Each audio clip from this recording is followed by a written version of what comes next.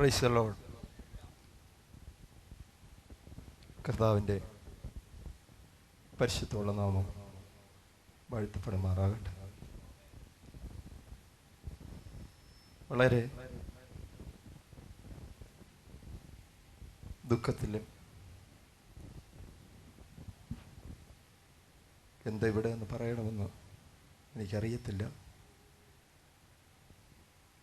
എൻ്റെ പിതാവ് കൂടുതൽ കാലവും എന്നോടൊപ്പം ആയിരുന്നു. ചില വർഷങ്ങൾ മാത്രം ഞാൻ ഈ പ്രദേശത്തേക്ക് കടന്നു വന്ന് കുറച്ച് നാളുകൾ മാത്രമേ എൻ്റെ പിതാവ് എൻ്റെ ഒപ്പത്തോട് ഇല്ലാതിരുന്നുള്ളൂ. ബാക്കി എല്ലാ സമയങ്ങളിലും എൻ്റെ മാതാപിതാക്കൾ എൻ്റെ ഒപ്പത്തോടുണ്ടായിരുന്നു. എൻ്റെ പിതാവിനെക്കുറിച്ച് അനേക നല്ല കാര്യങ്ങൾ പറയുവാനുണ്ട്. ഇപ്പോൾ അതിനുള്ള സമയമില്ലല്ലോ. വടിയിലെ വളരെ കഠിന പ്രയത്നം ചെയ്ത് ഞങ്ങളെ വളർത്തി എന്ന് പറയുന്നതിൽ സന്തോഷമുണ്ട്. രാത്രി പകലായി മാറ്റിയ സമയങ്ങളുണ്ട്. രാത്രിയിൽ ഉറക്കമില്ലാതെ കഠിനാധ്വാനം ചെയ്ത ദിവസങ്ങളുണ്ട്. ആ ദിവസങ്ങളെല്ലാം ഞാനിവിടെ ഇരുന്ന് ഓർത്തു. അതൊക്കെ എൻ്റെ പിതാവിൻ്റെയും മാതാവിൻ്റെയും ജീവിതത്തിൽ അവർ ചെയ്ത നല്ല കാര്യങ്ങൾ, അവരനുഷ്ഠിച്ച ഓരോ നിമിഷങ്ങളും മറക്കുവാൻ കഴിയുന്നതല്ല.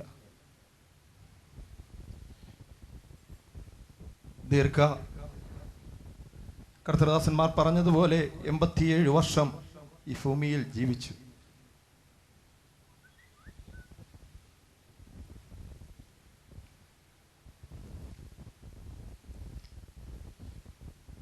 എൻ്റെ പിതാവിനും മാതാവിനും വളരെ ദീർഘവീക്ഷണമുള്ളവരായിരുന്നു.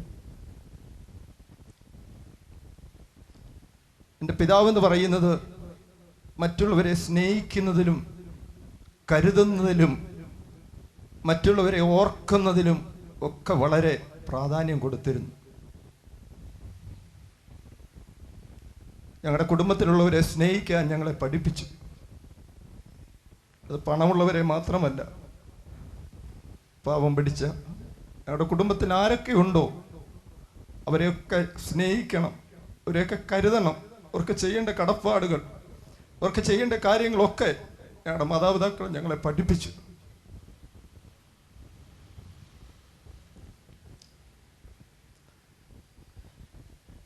പിതാവ് കാണിച്ച നല്ല മാതൃക ഞങ്ങളുടെ കുടുംബത്തിൽ 8 തലമുറകളെ മാതാപിതാക്കൾക്ക് ദൈവം കൊടുത്തു, കൊച്ചുമക്കളെയും കൊടുത്തു. എന്നാൽ ഞങ്ങൾക്ക് എല്ലാവർക്കും വളരെയധികം സ്നേഹിപ്പാൻ, കരുതുവാൻ ഒരപ്പനെ പോലെ എൻ്റെ ജ്യേഷ്ഠ സഹോദരന്മാരും എൻ്റെ ജ്യേഷ്ഠത്തിമാരും എൻ്റെ സഹോദരിമാരും എൻ്റെ അപ്പനെ പോലെ. ഞാനൊരു ബുദ്ധിമുട്ട് എന്താണെന്ന് അറിഞ്ഞിട്ടില്ല, ഞാനൊരു പ്രയാസം എന്താണെന്ന് ഞാൻ അറിഞ്ഞിട്ടില്ല. എൻ്റെ സഹോദരങ്ങൾ എൻ്റെ പിതാവ് കാണിച്ച മാതൃക എൻ്റെ സഹോദരങ്ങൾ കാണിച്ചു. എൻ്റെ സഹോദരങ്ങൾ അധ്വാനിക്കുന്ന എല്ലാ പണവും ഒരു പൈസ പോലും ഞാനറിയാതെ അവർ കൈകാര്യം ചെയ്തിട്ടില്ല. അവരെത്ര പൈസ ഉണ്ടാക്കിയിട്ടുണ്ടോ, ചെറുതും വലുതുമല്ല, എന്നോട് ചോദിക്കാതെ അവരൊന്നും ചെയ്യത്തില്ല. മോനെ എന്താ അച്ഛനെ ചെയ്യേണ്ടത്, എങ്ങനെ ചെയ്യണം, നിന്റെ ഇഷ്ടം പോലൊക്കെ നീ ചെയ്യ. എന്തെല്ലാം കാര്യങ്ങൾ അവർ ചെയ്തിട്ടുണ്ടോ, ആ കാര്യങ്ങളൊക്കെ ഞാൻ അറിയാതെ ചെയ്തിട്ടില്ല. അതെൻ്റെ പിതാവും മാതാവും കാണിച്ച ഏറ്റവും വലിയ മാതൃകയായിരുന്നു. ഞങ്ങളുടെ കുടുംബത്തിന് ഏറ്റവും വലിയ ദാനം എന്ന് പറയുന്ന സഹോദര ബന്ധമാണ്. എൻ്റെ കുടുംബത്തിൽ എനിക്കിപ്പോഴും സന്തോഷിപ്പാൻ കഴിയും. എൻ്റെ സഹോദരങ്ങൾ നിരന്തരമായി വരും. ഇതുപോലെ ഒരു കുടുംബം ഉണ്ടോ എന്ന് ചുറ്റുപാട് ചോദിക്കുമാറ് എല്ലാവരും കടന്നു വന്ന് ആത്മാർത്ഥ സ്നേഹം, ബന്ധം പുലർത്തുന്ന ഒരു കുടുംബമാണ്. ഈ സമയം ഞാൻ ദൈവത്തിന് സമയത്തൊരുക്കത്താൽ ചില കാര്യങ്ങൾ ഓർമ്മിപ്പിച്ച് ഞാൻ പെട്ടെന്ന് നന്ദി പ്രകാശിപ്പിച്ചിരുന്നുള്ളൂ.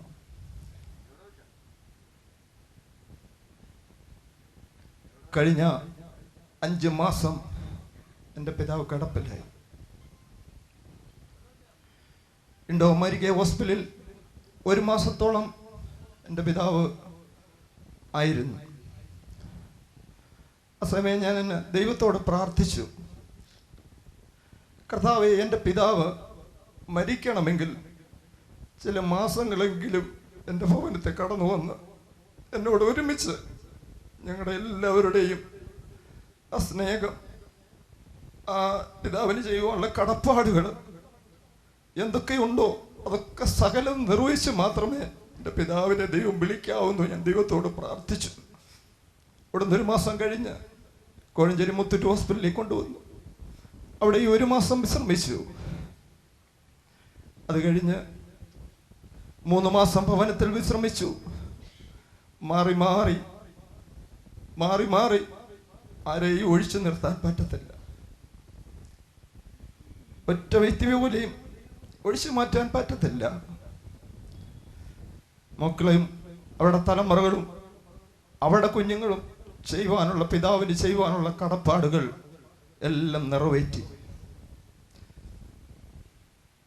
എൻ്റെ പിതാവ് വിഷമിപ്പാൻ ഞാൻ അനുവദിച്ചില്ല, എൻ്റെ സഹോദരങ്ങൾ അനുവദിച്ചില്ല, ഞങ്ങളുടെ കുഞ്ഞുങ്ങൾ അനുവദിച്ചില്ല. പിതാവിന് എന്തെല്ലാം ചെയ്യണമോ ആ കടപ്പാടുകളൊക്കെ ഞങ്ങൾ ചെയ്തുകൊണ്ടിരുന്നു. അവസാനം പെട്ടെന്ന് എന്തെങ്കിലും അസുഖം വരുമ്പോൾ പെട്ടെന്ന് ഹോസ്പിറ്റലിൽ കൊണ്ടുപോകും. എന്നാൽ കഴിഞ്ഞ ചൊവ്വാഴ്ച ഞാൻ കുമ്പഴയിൽ പോയപ്പോൾ മോൻ വിളിച്ചു പറഞ്ഞു, പപ്പ, അപ്പച്ചന് അസുഖം കൂടുതലാണ്, ഹോസ്പിറ്റലിലേക്ക് കൊണ്ടുവന്നു. ഞാൻ പെട്ടെന്ന് ഓടി വന്നു.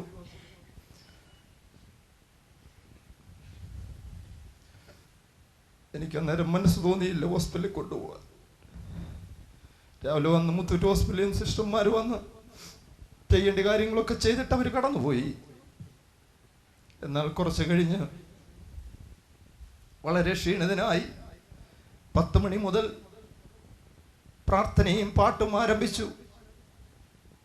എൻ്റെ പിതാവ് ക്ഷീണിതനായിരുന്നു, വേർക്കുവാൻ തുടങ്ങി, വല്ലാത്തൊരു ലെവലിലേക്ക് മാറുവാൻ തുടങ്ങി. ഞാൻ പറഞ്ഞു, അമ്മയോട് പറഞ്ഞു, ഹോസ്പിറ്റലിൽ കൊണ്ടുപോകാം. അമ്മ പറഞ്ഞു, മോനെ, അച്ഛൻ്റെ നില അല്പം വല്ലാത്ത നിലയിലേക്ക് നീങ്ങിക്കൊണ്ടിരിക്കുക.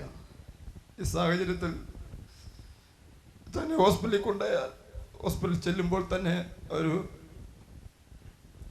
ICUവിൽ കയറ്റും, നമുക്ക് പിന്നെ അച്ഛനെ കാണാൻ പറ്റത്തില്ല. കുറച്ച് കഴിയുമ്പോൾ ഞാൻ അച്ഛനോട് ചോദിച്ചു, ഹോസ്പിറ്റലിൽ കൊണ്ടുപോകണോ? മോനെ, വേണ്ട. അപ്പോഴേക്ക് ഏകദേശം ഒരു 10-40 ദൈവദാസന്മാരും ദൈവമക്കളും കടന്നു വന്ന് പ്രാർത്ഥിക്കാൻ തുടങ്ങി, പാടാൻ തുടങ്ങി. എൻ്റെ പിതാവ് സന്തോഷത്തോടെ കടന്ന് 12:40 ആയപ്പോഴേക്കും, 12:40 ആകുന്നതിന് 10 മിനിറ്റും ഒരു 5 മിനിറ്റ് മുമ്പ്, 2:40 അമ്മയെ വിളിച്ചു, കുഞ്ഞുങ്ങളെ വിളിച്ചു, ഞങ്ങളെല്ലാം വിളിച്ച് കെട്ടിപ്പിടിച്ച് ചിമ്പനം തന്നു. അതൊരു അന്ത്യചിമ്പനമായിരുന്നു.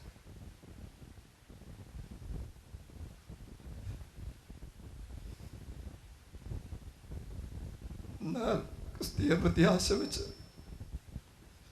ഞങ്ങൾക്കൊരു പ്രത്യാശയുണ്ട്. ഞങ്ങളുടെ പിതാവിനെ കാണാം. ഇമ്പങ്ങളുടെ പ്രതീസയിൽ കൊടാനുകോടി ദൂതന്മാരുടെ നിലയിൽ കാഹളം ധ്വനിക്കുമ്പോൾ, വിശുദ്ധന്മാരൊരുക്കുമ്പോൾ, ആ നല്ല സുദിനത്തിൽ ഞങ്ങളുടെ പിതാവിനെ കാണാമെന്നുള്ള പ്രത്യാശയുണ്ട്. ദൈവത്തിന് സ്തോത്രം ചെയ്യുന്നു. ഈ ദുഃഖത്തിൽ വേർപാടൊരിക്കലും താങ്ങുവാൻ കഴിയുന്നതല്ല. എങ്കിലും ഈ ദിവസങ്ങളിൽ നിരന്തരമായി കടന്നു വന്ന് ദുഃഖത്തിലായിരുന്ന ഞങ്ങളെയും കുടുംബങ്ങളെയും ആശ്വസിപ്പിച്ച എല്ലാ ദൈവമക്കളോടും പ്രത്യേകം നന്ദി ഞങ്ങൾ അറിയിക്കുന്നു. Indian Pentecost Vadasserikkara central minister pastor C Abraham അവരുടെ ഓർത്ത ദൈവത്തിന് സ്തോത്രം ചെയ്യുന്നു. ഇതിൻ്റെ പ്രാരംഭ നിമിഷം തന്നെ ദേവദാസൻ കടന്നു വന്ന് ഞങ്ങൾക്ക് പ്രത്യാശ അറിയിച്ചു. പ്രിയ ദേവദാസനോടുള്ള പ്രത്യേക നന്ദി അറിയിക്കുന്നു. ഇന്ത്യൻ പെന്തിക്കോസ്റ്റ് ദൈവസഭ ശാന്തകാവ് ചർച്ച് പാസ്റ്റർ അലസ്യോൺ അവരുടെ ഓർത്ത ദൈവത്തിന് സ്തോത്രം ചെയ്യുന്നു. ദൈവം വളരെയധികം സ്നേഹിക്കുകയും ഞങ്ങളെ കരുതുകയും ചെയ്യുന്ന ഓർത്ത ദൈവത്തിന് സ്തോത്രം ചെയ്യുന്നു. ഈ ദിവസങ്ങളിലെ ഞങ്ങളുടെ ദുഃഖത്തിൽ ആത്മാർത്ഥതയായി കടന്നു വന്ന് സഹകരിക്കുകയും ചെയ്യേണ്ട കാര്യങ്ങളൊക്കെ ഞങ്ങൾ ചെയ്യുന്നതിനേക്കാൾ ഉപരിയായിട്ട് ചെയ്യുന്ന ബഹുമാനി കർത്തൃദാസനോട് ഞങ്ങളുടെ കുടുംബത്തിന് പ്രത്യേക നന്ദി സമയം അറിയിക്കുന്നു. അതുപോലെ തന്നെ പത്തനംതിട്ട ഡിസ്ട്രിക്റ്റിൻ്റെ വൈസ് പ്രസിഡന്റ് പാസ്റ്റർ തോമസ് അവരുടെ ഓർത്ത ദൈവത്തിന് സ്തോത്രം ചെയ്യുന്നു. പത്തനംതിട്ട സെൻട്രലിലുള്ള എല്ലാ ദൈവദാസന്മാരും ഇവിടെ കടന്നു വന്നു, ദൈവമക്കൾ കടന്നു വന്നു. എല്ലാവരോടും പ്രത്യേകമായ നന്ദി ഈ സമയം അറിയിക്കുന്നു. ഇന്ത്യൻ പെന്തിക്കോസ്റ്റ് ദൈവസഭ മുണ്ടൻപാറ ചർച്ച് പാസ്റ്റർ മോൻസി ഓർത്ത ദൈവത്തിന് സ്തോത്രം ചെയ്യുന്നു. അദ്ദേഹം ഇവിടെ കടന്നു വന്ന് ആത്മാർത്ഥതയായി ഞങ്ങൾക്ക് വേണ്ടി പ്രാർത്ഥിക്കുകയും ഞങ്ങളുടെ ദുഃഖത്തിൽ സന്തോഷം പകർന്നു തരികയും നല്ല വചനം പറഞ്ഞു എന്ന ബഹുമാന്യ കർത്തൃദാസനോടുള്ള പ്രത്യേക നന്ദി സമയം അറിയിക്കുന്നു. ഈ സഭയോടുള്ള നന്ദി, ചാന്താവ് ചർച്ചിനോടുള്ള നന്ദി പ്രത്യേകം അറിയിക്കുന്നു. എല്ലാവരും കടന്നു വന്ന് ഞങ്ങളുടെ ദുഃഖത്തിൽ ആത്മാർത്ഥതയായി സഹകരിക്കുകയും പ്രാർത്ഥിക്കുകയും ഞങ്ങൾക്ക് ധൈര്യം പകർന്നു തരുന്ന ഈ ചർച്ചിലുള്ള എല്ലാ വിശ്വാസികളോടുമുള്ള പ്രത്യേക നന്ദി അറിയിക്കുന്നു. ഇവിടെ പലരും കടന്നു വന്നിട്ടുണ്ട്. എല്ലാവരുടെയും പേരെടുത്ത് പറയുവാൻ ഇപ്പോൾ സമയമില്ലല്ലോ. ഞങ്ങളുടെ ദുഃഖത്തിൽ അമ്മേ സ്തോത്രം കടന്നു വന്ന് പ്രാർത്ഥിക്കുകയും ഞങ്ങൾക്ക് വേണ്ടി ധൈര്യം പറഞ്ഞു തന്ന എല്ലാ ദൈവമക്കളോടും, ബന്ധുമിത്രാദികൾ, ചാർച്ചക്കാര്, ചുറ്റുപാടുള്ള ഭവനം, അതുപോലെ തന്നെ സെക്കൻഡ് സീനിയേഴ്സ് കൊയർ, എല്ലാവരോടുമുള്ള പ്രത്യേക നന്ദി അറിയിക്കുന്നു. ഞങ്ങളുടെ പിതാവിൻ്റെ വേർപാടിൽ ഞങ്ങൾക്ക് താങ്ങുവാൻ കഴിയത്തില്ല. എന്നാൽ ഞങ്ങൾക്കൊരു പ്രത്യാശയുണ്ട്. അതുപോലെ തന്നെ ജനപ്രതിനിധികൾ ഇവിടെ കടന്നു വന്നു.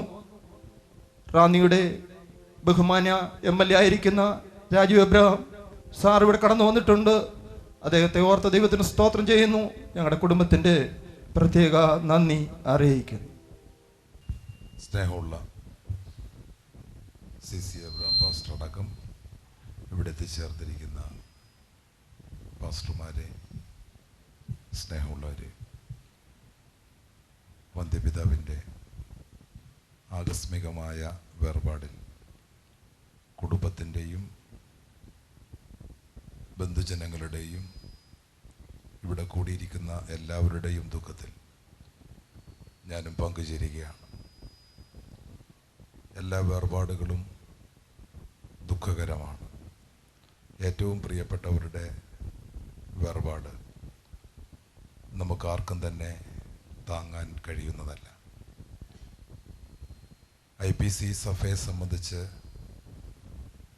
നല്ല ഒരു വിശ്വാസിയാണ് സഭയ്ക്ക് നഷ്ടമായത്. എന്നെ സംബന്ധിച്ചിടത്തോളം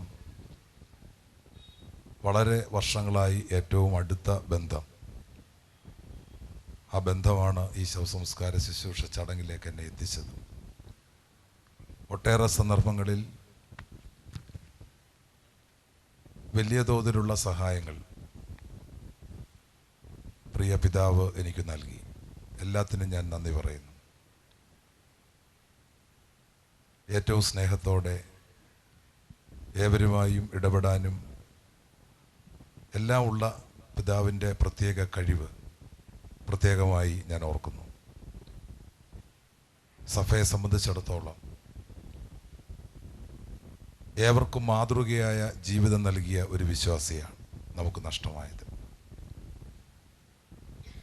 പ്രിയപ്പെട്ട മേലേതിൽ കുടുംബാംഗങ്ങൾ, അതോടൊപ്പം തന്നെ സഭയുടെ അംഗങ്ങൾ, നാട്ടുകാർ എല്ലാവരുടെയും ദുഃഖത്തിൽ ഈ സന്ദർഭത്തിൽ പങ്കുചേർന്നുകൊണ്ട് എൻ്റെ പ്രത്യേകമായ അനുശോചനം ഞാൻ ഈ സന്ദർഭത്തിൽ രേഖപ്പെടുത്തുകയാണ്. 7 വർഷം ഈ ഭൂമിയിൽ ജീവിപ്പാൻ പിതാവിന് ഭാഗ്യം കൊടുത്തു. തൻ്റെ ജനനം റാന്നിയിൽ ജനിപ്പാൻ ഭാഗ്യം കൊടുത്തു. എൻ്റെ ഏറി ഭാഗം ജീവിപ്പാൻ അവസരം കൊടുത്തത് മുണ്ടമ്പാറയിലാണ്. തൻ്റെ അവസാന ദൈവസ്ഥനിൽ ചേർക്കപ്പെട്ടത് ഈ കടമരട്ട ദേശത്ത് ദൈവസ്ഥനിൽ ചേർക്കപ്പെടുവാൻ കർത്താഭാഗ്യം കൊടുത്തു. അതിലേറ്റവും ശ്രമകരമായ ജീവിതം നയിച്ചത് മുണ്ടമ്പാറ ദേശത്താണ്. തൻ്റെ ജീവിതത്തിൻ്റെ അധ്വാനങ്ങളും കഷ്ടപ്പാടുകളും ഒക്കെ ആ ദേശത്ത് 50-ലധികം വർഷം ആ ദേശത്ത് പാർത്ത് അവിടെ അധ്വാനം ചെയ്യുവാൻ കർത്താഭാഗ്യം കൊടുത്തു. തൻ്റെ അവിടെയുള്ള അധ്വാനത്തിൻ്റെ ഫലമായിട്ട് അവിടെ ദൈവമക്കളുണ്ടായി, അവിടെ ദൈവസഭയുണ്ടായി. അതെല്ലാം ഓർത്ത് ഈ തരുണത്തിൽ കർത്താവിന് നന്ദിയോടെ സ്തോത്രം ചെയ്യുന്നു. ഞങ്ങളുടെ പ്രിയ അച്ചായൻ അല്ലെങ്കിൽ പ്രിയ പിതാവ് കഴിഞ്ഞ ദിവസം കർത്തൃസന്നിധിയിലേക്ക് ചേർക്കപ്പെട്ടു. 1974 മുതൽ ഉള്ള ബന്ധമാണ് ഞങ്ങൾ തമ്മിലുള്ള ബന്ധം. സ്നേഹമുള്ള ഒരു പിതാവ്, ദൈവസഭയ്ക്ക് ആശ്വാസമുള്ള ഒരു പിതാവ്, തൻ്റെ മക്കൾക്ക് അനുഗ്രഹവും സ്നേഹവും നൽകിക്കൊണ്ടിരുന്ന ഒരു പിതാവ്, കർത്താവിൻ്റെ ദാസന്മാർക്ക് ആശ്വാസം നൽകിയ ഒരു പിതാവ്. അവർ ഒരുമിച്ച് ഉള്ള അവരുടെ കുടുംബജീവിതം ഏറ്റവും ധന്യമായി തീരുവാനിടയാക്കി. അനേക മക്കളെയും കൊച്ചുമക്കളെയും അതിൻ്റെ മക്കളെയും കാണുവാനുള്ള ഭാഗ്യവും പ്രിയപ്പെട്ടവന് നൽകി. ദൈവവചനത്തിൽ നിന്ന് സംസാരിക്കാനുള്ള ആണ് പറഞ്ഞതെങ്കിലും ഇവിടെ ഇപ്പോൾ സമയം വളരെ പോയിരിക്കുകയാണ്.